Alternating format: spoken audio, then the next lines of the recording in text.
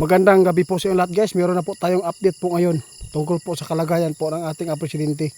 Good news po ito sa lahat po na makapanood, lalo na po yung mga supporters, no. Meron pong impormasyon po na nakuha ng ating kaibigan. Alam po ninyo kapag ang tao na takot po na meron pong makapalit sa kanya, kakayanin po diyan na maging masigla, no. Kasi ngayon marami na po ang nagpaabot ngayon po tungkol po sa kalagayan po ng ating ex-president.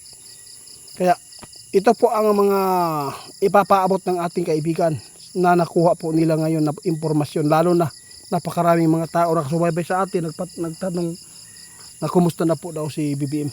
Kaibigan, meron po ba kayong update, di ba?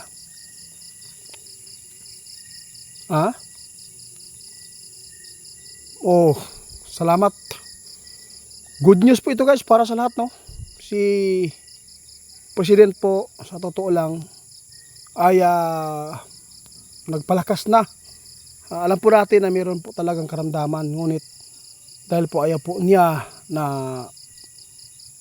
mangyari na si Sara Duterte ang maging acting president, kaya nagpapalakas na, nagpapakita na ng gilas ngayon dahil po sa nakita po niya sa social media na ipaharap daw, no, si BBM sa taong bayan para po makita ng mga Pilipino kung totoo ba na hindi po siya humina, no? Humina yung katawan, hindi mahina sa boto, ha. Ito po ang tugon ng ating kaibigan na good news ay malakas po si BBM po ngayon. Bakit po kaibigan?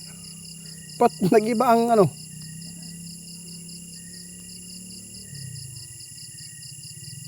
Ito ang sabi ng ating kaibigan, itiit, sa totoo lang, meron pong nainom na gamot si BBM.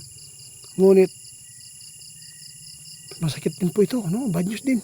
Dahil po ipinapakita po niya sa mga tao ngayon na masigla po ang kanyang katawan, pero ngunit sa loob ng kanyang katawan guys, sigurado meron po siyang karamdaman na dalang-dala po niya ngayon. Takot siya guys na si Sara ang mamumuno dito sa ating bansa. Kaya salamat din po kasi po meron pang lakas ang ating presidente. Kasi po maraming nagtatanong, BBM ka? Sabi po nila, hindi po ako BBM. At saka hindi po ako maka-Duterte din. Nasa gitna tayo. Pantayon nato. Oo. Di ba kaibigan? Ito po talaga ang nakita po nyo ngayon. Salamat. Nagpasalamat po tayo guys dahil po ay meron pang lakas si BBM na humarap sa mga taong bayan, sa mga tao ngayon. Ito po ang update po sa ating kaibigan, ha, tungkol po kay BBM. Nakita ng ating kaibigan na nandun na po siya at kitang-kita na ng mga tao.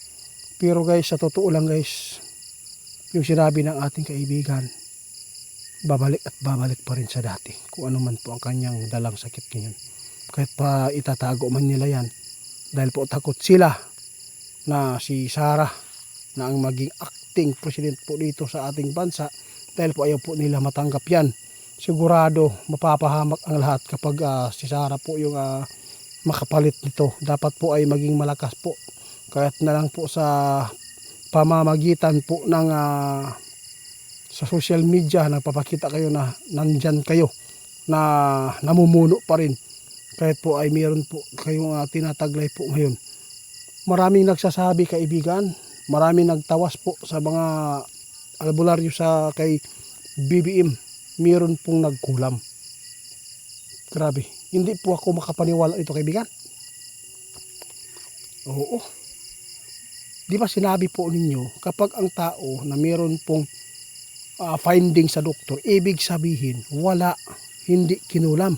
Kapag ang tao na nagpa-check up sa doktor, kapag wala silang nakikita, ibig sabihin yan kinulam. Yun po ang totoo. Pasensya na kayo mga albularyo kung daanan natin po itong video, kasi po ang ating kaibigan mismo talaga nagsasabi na ang tao talaga hindi yan makikita kung kinulam. Hindi makikita ng doktor yan. Hindi madiditik po ng kanilang masin kung ano man po ang karamdaman ng isang tao. Ngunit,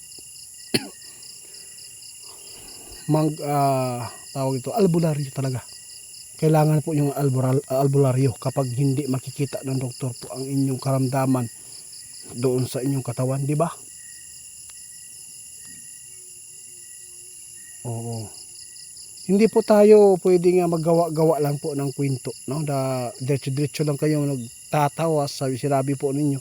Kasi po, ito lang po ang masabi ko sa inyo. Marami po kaming mga kakilalang manggagamot. Kapag ang manggagamot po na nanggaling na po yung pasyente sa doktor na pag sinabi po na walang finding, sasabihin po talaga ng manggagamot na ikaw ay pinaglalaruan ng tao. Totoo po talaga yan, guys. Yun po ang totoo. Kaya maraming salamat, kaibigan.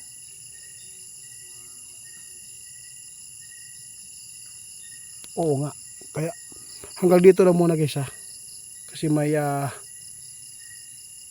tao doon.